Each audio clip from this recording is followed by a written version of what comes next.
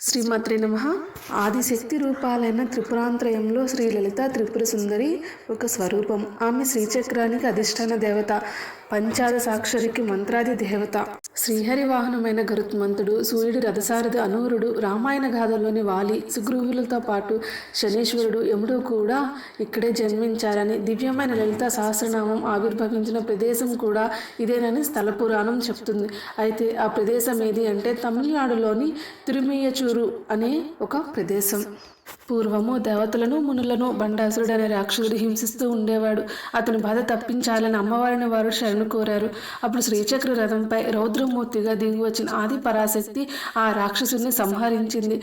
తన రౌద్రం శాంతించడానికి ఆమె తిరుమయచూరు ప్రాంతంలో తపస్సు చేసింది. వాగ్దేవతలను సృష్టించి తనను స్తోత్రం చేయమని ఆదేశించింది. ఆ వాగ్దేవతలు పలికిన అమ్మవారి నామాలే శ్రీ లలితా సహస్రనామంగా రూపుదిద్దుకున్నాయి.